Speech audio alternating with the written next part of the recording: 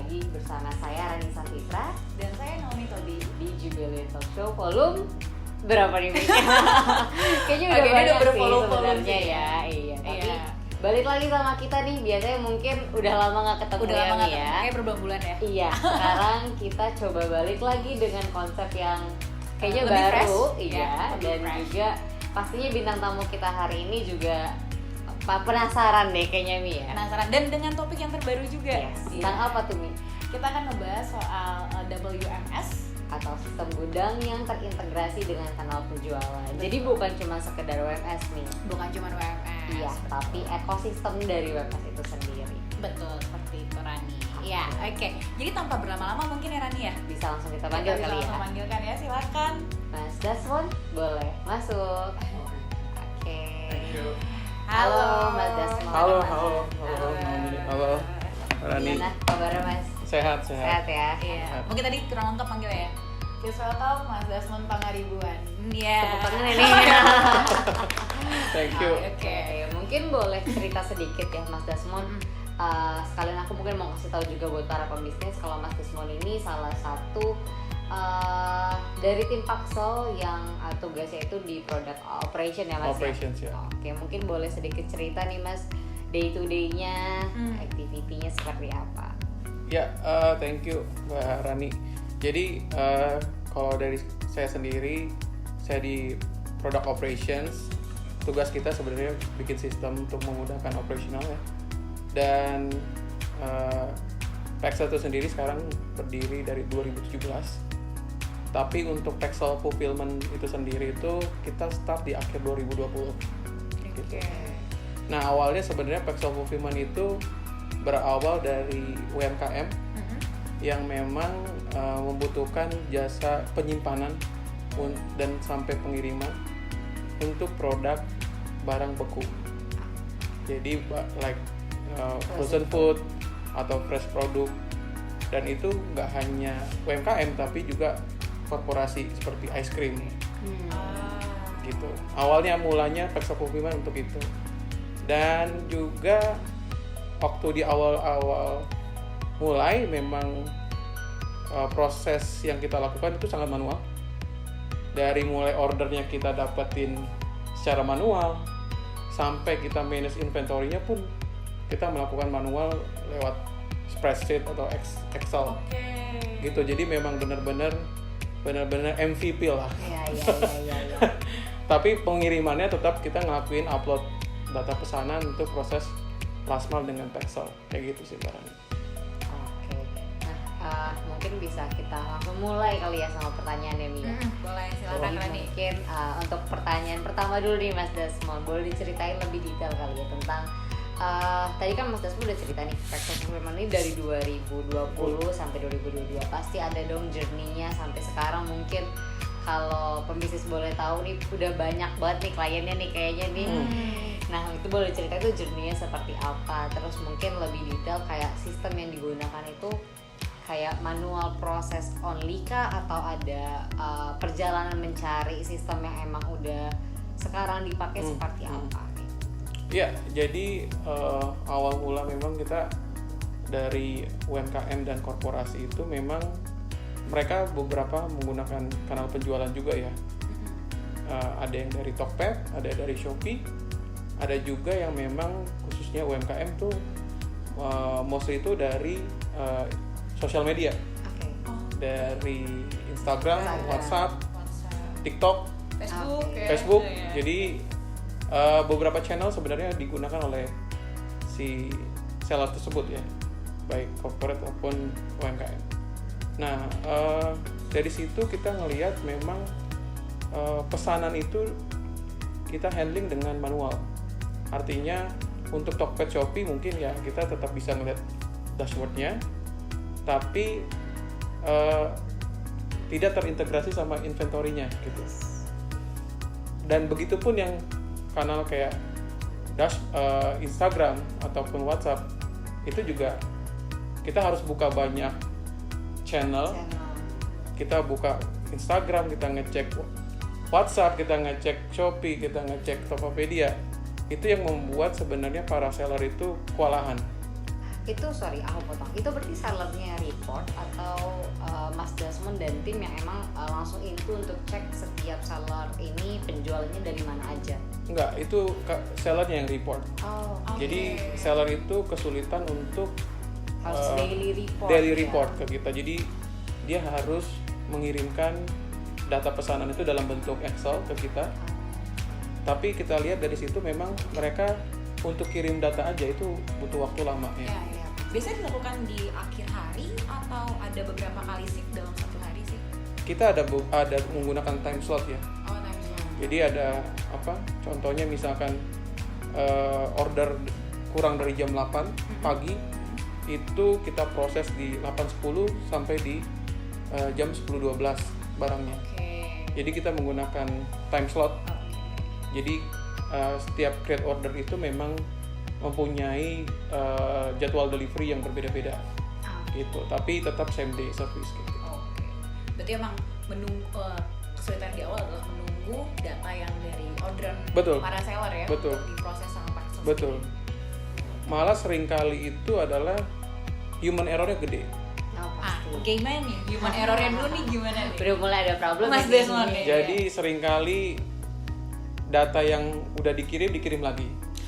Redundant ya. Redundant. Oke.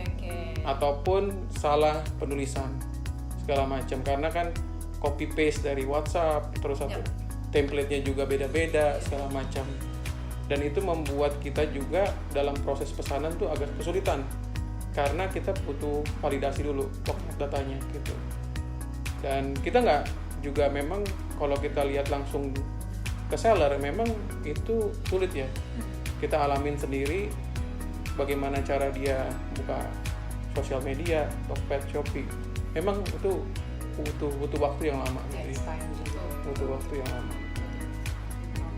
Jadi itu yang pain point yang kita dapat dari para seller ya, khususnya dalam proses pesanan itu sendiri.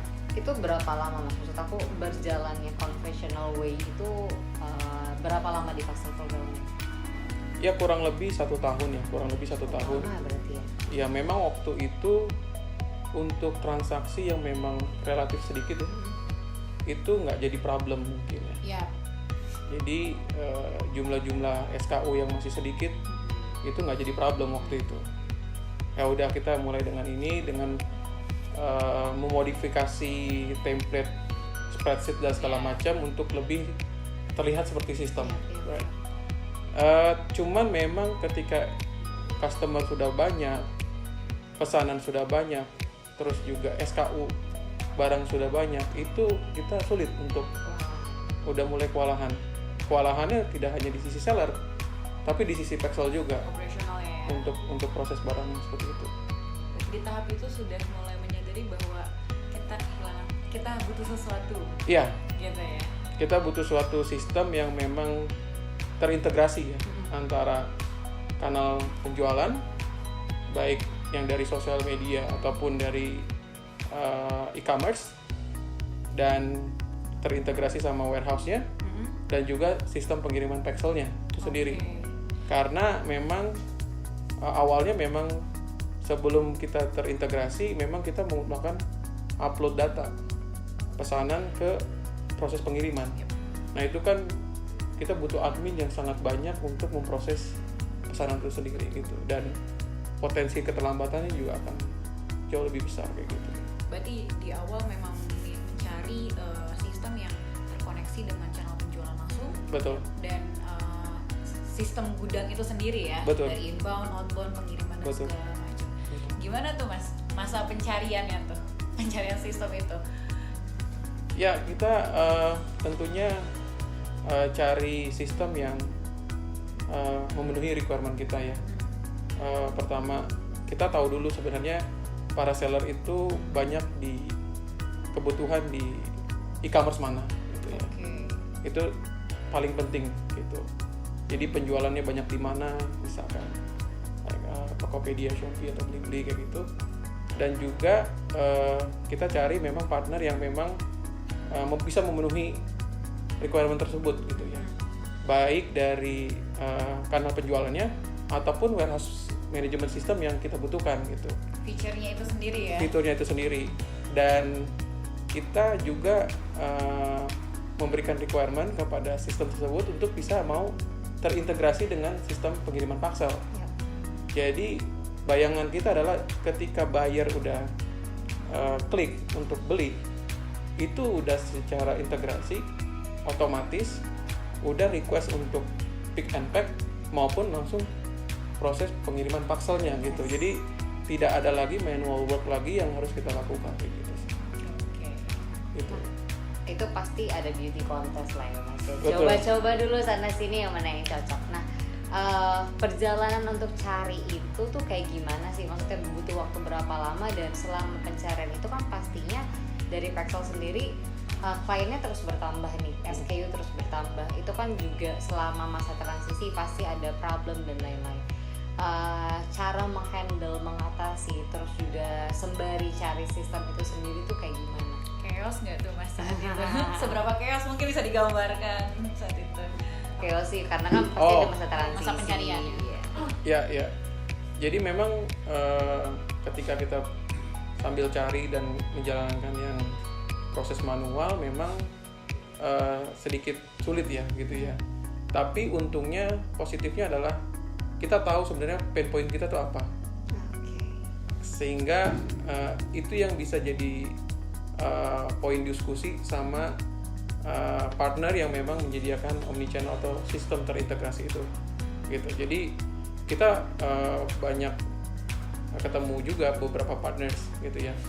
Kita ceritakan, oh ini bisa integrasi nggak dengan e-commerce ini bisa mengakomodir nggak untuk pengiriman yang lewat sosial media, bisa diupload nggak, segala macam. Udah gitu ada nggak sih dashboard yang memudahkan para seller untuk tahu penjualannya berapa, inventory-nya berapa, inventory tiap gudangnya berapa gitu ya. Itu kita juga mencari itu. Dan juga memang kita juga butuh fleksibilitas tentunya. Tentunya fleksibilitas untuk terintegrasi dengan sistem kita juga gitu. Itu yang beberapa yang kita lakukan. Nah, waktu sambil cari terus tapi kita juga sambil jalan memang sedikit rumit ya, tapi pelan-pelan kita bisa migrasikan satu persatu. Dari mulai customer yang lama, tapi yang baru pun langsung kita masukkan yang ke sistem. Kita nggak lagi untuk nggak memperpanjang antrian ya. Gitu ya. Tapi udah seller yang baru masuk, kita udah nggak kepikir untuk melakukan manual lagi, langsung ke sistemnya. Jadi pelan-pelan kita tinggal pindahin yang lamanya aja gitu. Meskipun ya kendalanya yang kita hadapin adalah para seller kadang kesulitan kalau dia upload gitu ya.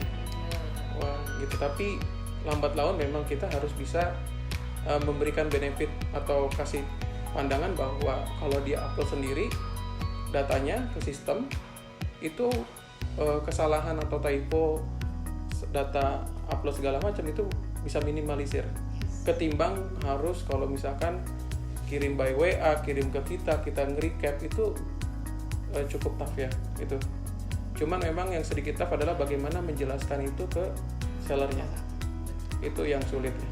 Berarti di situ ada masa kritis ya? Iya. Ada masa kritis yang harus kita lewati untuk bisa lebih seamless pengerjaannya gitu. Betul. Untuk customer corporate mungkin mereka sedikit bisa ngikutin. Iya, digital savvy ya. Iya. Tapi untuk UMKM memang kita perlu melakukan edukasi. Bahkan tidak menutup kemungkinan jika memang mereka nggak mau upload, kita akan sediakan satu admin yang tugasnya bantuin mereka. Trainer. Iya, sampai dia benar-benar bisa melakukannya sendiri gitu. Jadi kita melakukan pendampingan ya supaya mereka bisa upload. Bahkan mereka udah punya template sendiri. Kita modify template-nya supaya ngikutin kita secara otomatis, itu bisa juga. Gitu kan. Sistem omnichannel kan punya template sendiri. Betul. Biasanya kita bikin ada rumus-rumusnya gitu, supaya mereka nggak perlu mengedit atau memodifikasi template-nya mereka, tapi tetap bisa langsung upload ke sistemnya gitu. Itu yang beberapa yang kita lakukan supaya tidak ada lagi kesulitan dari seller untuk mengupload produk mereka gitu ya. Iya, produk mereka yang dapat dari sosial media ya. Tapi kalau untuk e-commerce saya rasa sudah nggak ada masalah ketika kita udah integrasi dengan sistem omnichannel. Itu kan tadi kita berbicara soal dari sudut pandang si seller sendiri. Tapi kalau dari sudut pandang Paxel sendiri dengan tadi kan sudah ngomongin udah akhirnya ketemu sistemnya gitu ya. Gimana sih di operationnya Paxel sendiri terhadap sistem yang sudah ditemukan tadi gitu? Ya, pertama efeknya apa di? Kalau dari sistem sebenarnya kita ngeliat kecepatan proses barang. Jadi kalau kita lihat pertama kita setup WMS-nya dulu di dalam gudang kita gitu. Gudang kita kan ada gudang area beku, area chiller, ada area kering gitu. Jadi kita memang setup ke semua gudang kita gitu ya. Nah setelah itu memang kita mengedukasi teman-teman kita yang ada di gudang warehouse tersebut gitu. Pengenalan sistemnya, kadang kita main role play juga. Kalau saya bikin transaksi dia akan proses kayak gitu. Jadi selain training memang kita akan melakukan role play. Jadi kita testing secara internal, transaksinya mereka akan proses. Untuk ngetes apakah training yang kemarin kita lakukan itu sukses atau enggak gitu. Dan memang dampak dari penggunaan WMS yang kita rasakan adalah pertama itu pickingnya benar. Ya karena sebelumnya kan selalu manual report, human error banyak. Betul. Udah gitu yang kedua karena memang tiap raknya itu udah kita beri barcode gitu ya. Produktivitas dari pickernya atau staf gudangnya juga lebih cepat juga gitu. Cepat dan tepat ya. Cepat dan tepat gitu. Di samping juga memang ada mobile warehouse gitu yang ngebantu dia ketika melakukan pick and pack ya. Seperti itu. Dan hasilnya bagi Paxel sendiri yang tadinya proses itu lama, sekarang kita fulfillment itu atau pick and pack dari transaksi itu dilakukan di bawah 5 menit. Per pesanan. Wow. Gitu. Jadi itu dampaknya, dan at the end sebenarnya barangnya akan sampai lebih cepat ke buyer itu sendiri gitu. Karena biasanya emang dari sisi operasional itu yang menentukan satisfaction dari sisi customer-nya ya. Kalau dia puas, rating meningkat, banyak yang beli lagi gitu ya. Betul. Oke. Terus dari sisi seller nih Mas, maksudnya kan dulu pasti manual proses itu mereka kayak harus daily report, terus juga ketika ada WMS dialihin, terus mereka nggak perlu lagi tuh daily report karena semuanya udah by system. Apa sih yang mereka tanggapi dari hal itu? Experience-nya gimana buat seller itu sendiri? Ya, untuk dari seller itu sendiri sebenarnya mereka happy ya dengan sistem baru itu, karena mereka bisa track penjualan mereka mau dari manapun channelnya. Jadi dia tahu berapa revenue-nya dari tiap channel. Dia tahu produk yang laku juga, produk yang gak laku. Dan tiap gudang dia tahu mana, ini yang lakunya produk A, yang B-nya enggak gitu. Sehingga mereka tahu dia bisa menempatkan the right product in the right location gitu. Dan efeknya apa? Efeknya sebenarnya stok berlebih itu kita bisa decrease. Tapi pemenuhan pesanan tetap tinggi. Gitu. Kadang kan mungkin Lebak Bulus sukanya dimsum, dimsumnya rebus gitu. Ada yang kalau dari sana dia Jakarta Barat sukanya siomay goreng. Jadi dengan kita punya sistem ini kita bisa menempatkan quantity yang berbeda-beda di location-nya. Ya, karena demand-nya kan beda-beda seperti itu. Itu keuntungan dari seller ya. Jadi seller bisa ngeliat real time inventory-nya. Bahkan juga dia bisa tahu mana yang akan habis.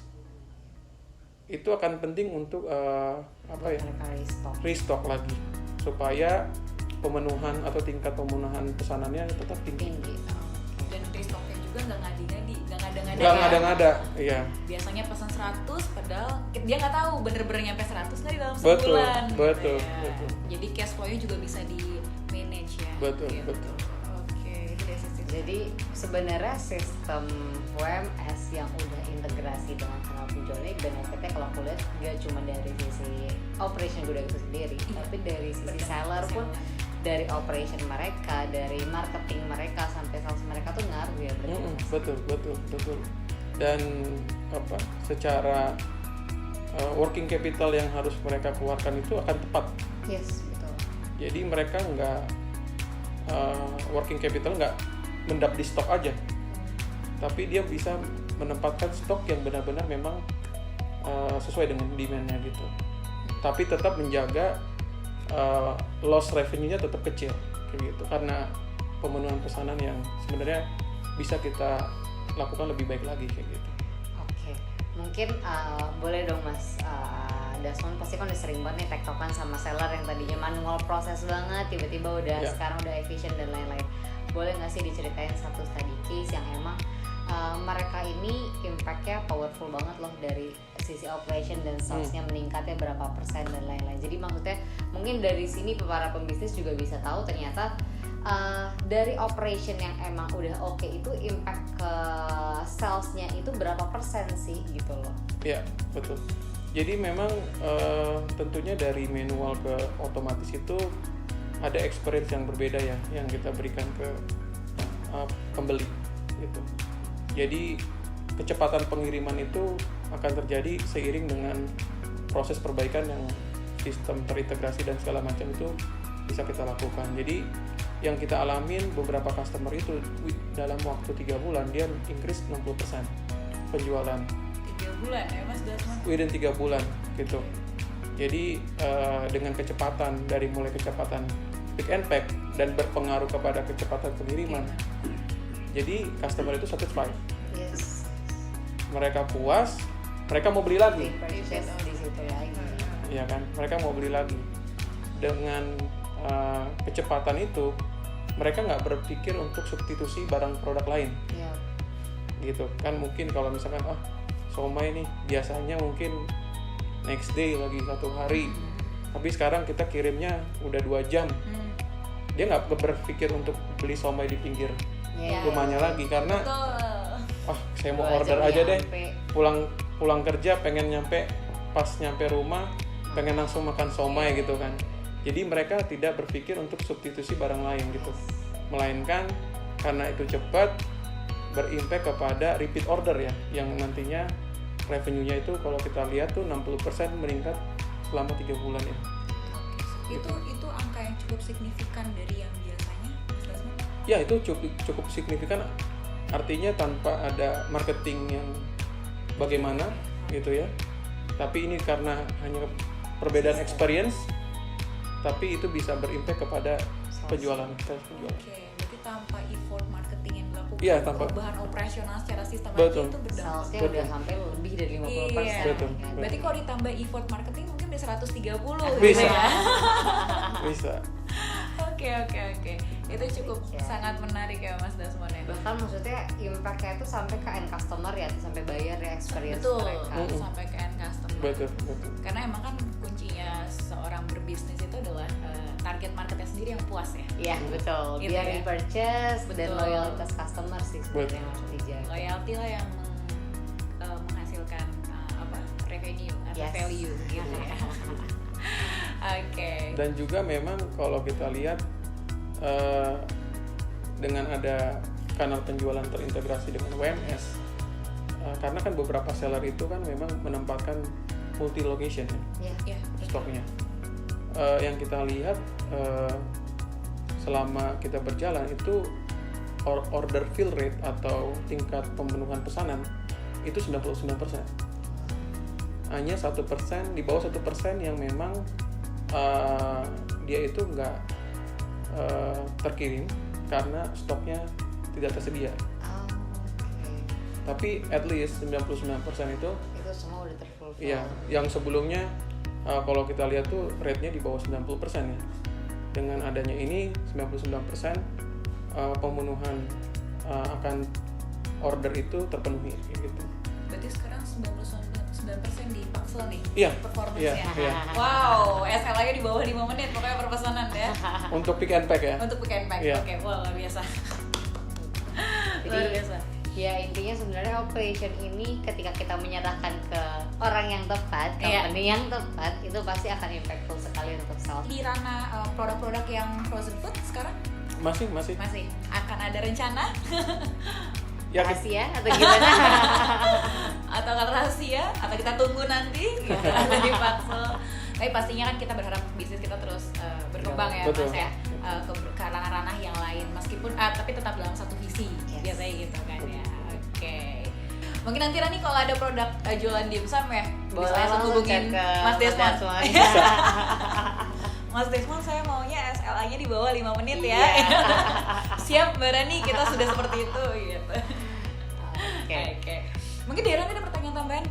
Dari aku kayaknya semuanya udah mengcover nih Mi ya. Iya, tanpa ditanya tadi Mas Desmond sudah lengkapin semuanya. Jadi Iya. saya nanya apa lagi ya Mas Iya. Desmond? Oke, kalau dari Mas Desmond mungkin ada tambahan.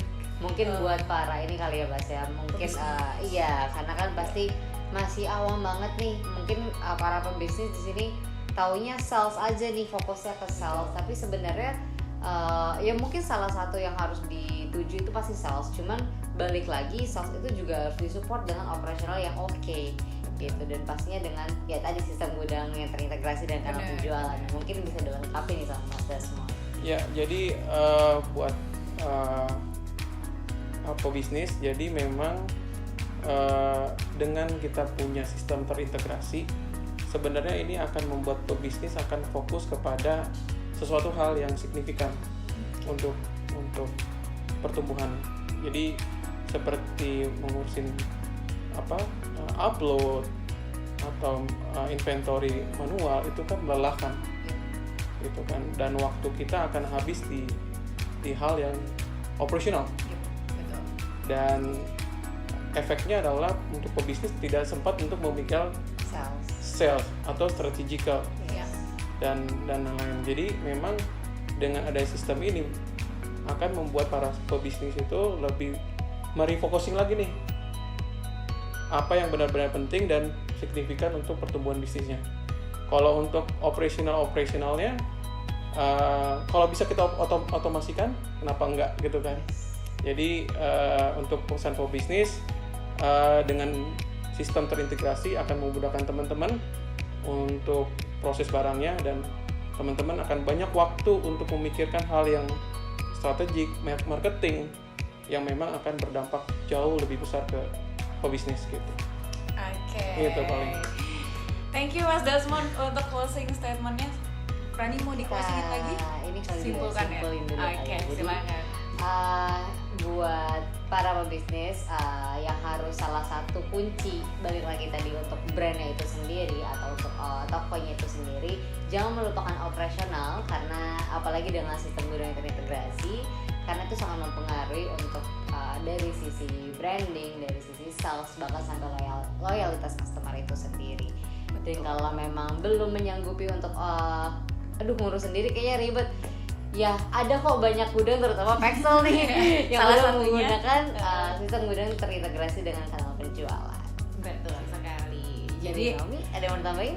mungkin sudah cukup lengkap sekali ya pertambahannya. Cuman memang yang menjadi fokus adalah selama kita fokus dengan sales itu sendiri terus menerus, kita akan semakin lupa elemen-elemen di belakangnya. Nah itu yang harus kita lihat, elemen apa aja nih di belakang. Kita Jangan harus sampai cross check dilupakan satu-satu ya. Ini sudah dilakukan atau belum gitu. Untuk menghemat waktu para bisnis seperti itu. Mungkin sudah cukup untuk talk show kita pada hari ini. Dari aku udah cukup, dari Mas Desmond Cukup. Sudah Terima cukup. kasih. Oke, dari aku juga cukup. Oke, kalau gitu mungkin kita akhiri ya. Mas Desmond, thank you loh buat Thank you ilmunya, banget. buat Thank you sharingnya, karena ini pastinya Thank you. new thing juga buat para pebisnis. Ya semoga apa yang disampaikan Mas Desmond bisa bermanfaat untuk kita semua. Ya, Oke, saya Naomi. saya Rani. Kami pamit undur diri. Sampai berjumpa di talk show berikutnya. Bye bye.